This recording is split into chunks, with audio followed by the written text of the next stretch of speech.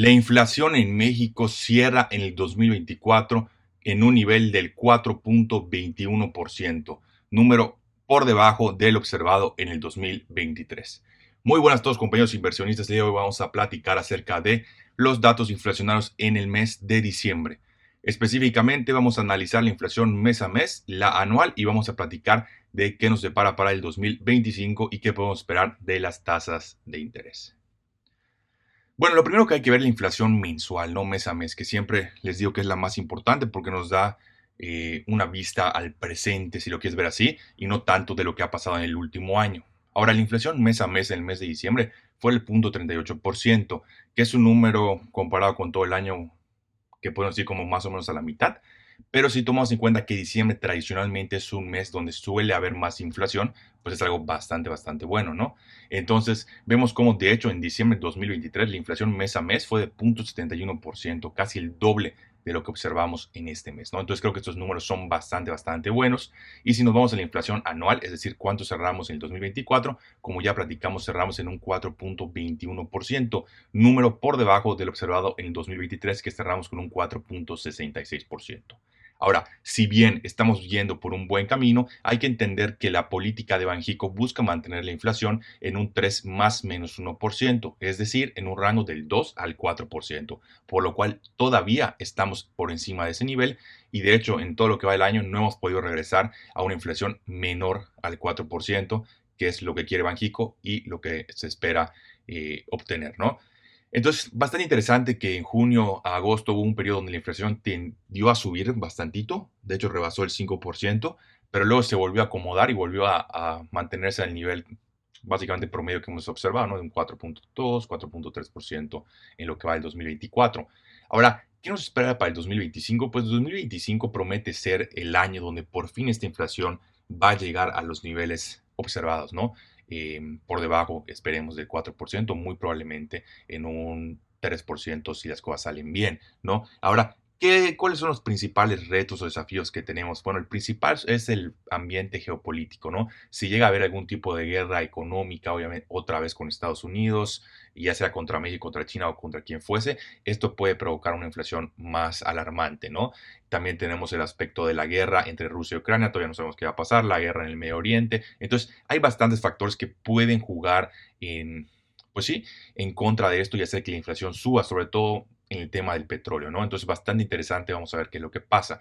Ahora, el problema que tenemos aquí, o porque hemos visto que la inflación también ha sido bastante pegajosa, si lo quieren ver, y no ha podido bajar tan rápido, lo hemos platicado en otros videos, ¿no? Hay una política fiscal y hay una política monetaria, ¿no? Banxico ha hecho todo lo posible con la política monetaria que tiene de mantener las tasas a niveles históricos. Ahorita ya está en el 10%, pero llegó a estar a un 11.25% para frenar la actividad económica y controlar la inflación, ¿no? Entonces, de Banxico tenemos una palomita. El problema lo vemos con el gobierno de México, que básicamente 2024 todavía no tenemos los datos completos del año, pero se dedicó a gastar dinero a lo loco, ¿no? Específicamente, el déficit alcanzó máximos históricos y prácticamente, si no mal me acuerdo, casi se duplica con respecto al 2023, ¿no? Entonces esto es algo completamente alarmante y que se promete que 2025 el déficit por fin se reduzca, ¿no? Esto basado en el presupuesto que pasó, pues básicamente el partido en el poder este año. Vamos a ver si se cumple ese presupuesto, pero si se cumple, pues sería lo ideal,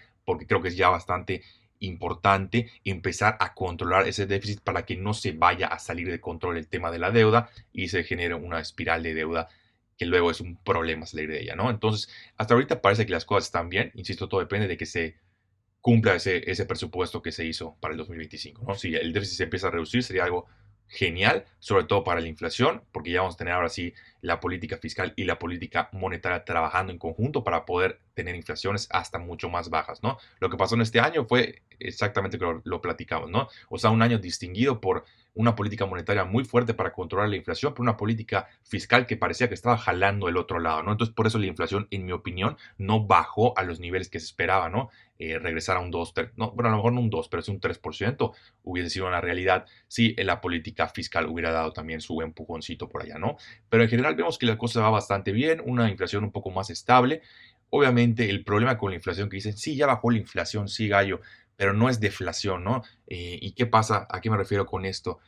que la inflación que vimos en el 2021, 2020 del 7% ya se quedó en el sistema, ¿no? Entonces solo se va acumulando. A lo mejor este año solo fue el 4%, sí, pero el año pasado fue de un otro 4%, llevamos un 8% acumulado y así se va acumulando, acumulando, acumulando, y esto genera obviamente que a largo plazo los precios sean mucho más elevados y perjudica, como lo hemos platicado en varias ocasiones, más siempre al que menos tiene, ¿no? La inflación es un impuesto, es la única forma de verlo, es un impuesto que no necesitan ningún tipo de legislación para pasarlo, lo cual es bastante consternante, y es un impuesto silencioso porque tú no te das cuenta, ¿no? Al final de cuentas, si tú tienes en tu cuenta bancaria, por poner un ejemplo, 100 pesos y en 5 años sigues teniendo esos 100 pesos, tu poder adquisitivo va a ser menor, pero tú no ves que ese dinero desaparezca, ¿no? Tú dices, yo sigo teniendo 100 pesos, claro, pero si tú te utilizas esos 100 pesos para comprar algo, te va a dar para menos productos o servicios que los que pudiste haber utilizado para comprar el día de hoy, ¿no? Entonces es bastante silencioso, la gente normalmente no lo ve físicamente porque no estás viendo que esos 100 pesos se vuelvan 97 pesos, ¿me explico? Entonces es algo bastante complicado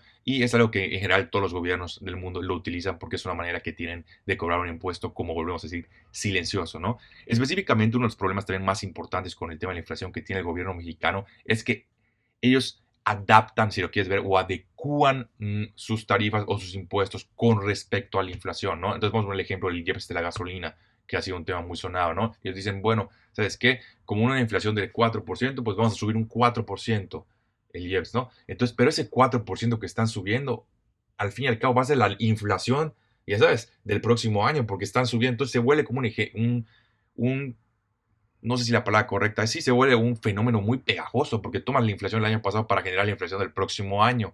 Entonces, si la inflación del año pasado fue elevada, es muy difícil que la inflación de este año baje de manera contundente si tú estás subiendo con respecto a la inflación del año pasado, ¿no? Entonces, se vuelve un esquema medio raro, en mi opinión. O sea, yo no entiendo por qué el gobierno aumentaría el impuesto en base a la inflación, no me hace ningún sentido, porque la inflación la crea el mismo gobierno, entonces como que decir, en base a lo que pasó este año voy a generar la misma inflación. Está bien bizarro, ¿no? Este, pero bueno, es como funciona, por eso vemos que ahorita la gasolina subió de manera importante en varios lugares, ¿no? Entonces esto es un fenómeno que vamos a seguir viendo y posiblemente enero tienda a ser un mes donde veamos una inflación muy importante, sobre todo mes a mes. ¿Por qué? Porque vienen estos aumentos que ya platicamos. Ahora, insisto, para cerrar el tema, ¿qué esperamos en el año? Yo espero que por fin la inflación regrese al 3%. Vamos a ver si se logra, suponiendo que no haya ningún fenómeno, insisto, geopolítico importante. Y además de eso, también espero que Banxico siga bajando sus tasas. Como les dije, la expectativa era que Banxico recorte tasas al 10%. Lo hizo. Vamos a ver qué nos espera en este año cuando empiecen las juntas. Lo más probable es que sigan recortando las tasas para fomentar la actividad económica que ha estado bastante floja en México, ¿no? Entonces, ya que tiene el lujo de tener una inflación más baja, se pueden dar, insisto, el lujo de bajar estas tasas, aumentar la actividad económica y realmente la gente, o sea, las personas de ustedes que tengan sus ahorros en Sofipos, llámese Nu, llámese Story, llámese Claro, lo que sea, no se les haga nada raro, lo han estado viendo, que sigan bajando estas tasas que están dando, porque si la tasa de Banxico baja, ellos van a seguir bajando sus tasas, ¿no? Entonces es altamente probable que la tendencia siga siendo igual, no esperen ver tasas elevadas este año y creo que los que se acostumbran a recibir un 15-16% es una realidad, ya no la vamos a ver en este año ni en los próximos, al menos de que haya un fenómeno inflacionario que vuelva a generar que Banxico suba las tasas, ¿no? Pero al día de hoy no se ve por dónde. O sea, lo más probable es que las tasas sigan bajando de manera significativa y que el 2025 cierren con tasas aún mucho, mucho más bajas. Pero bueno, eso es todo por el video de hoy. Si les gusta el contenido del canal y quieren seguir apoyando, pueden apoyar con un like, suscribiéndose. Nos vemos en el próximo.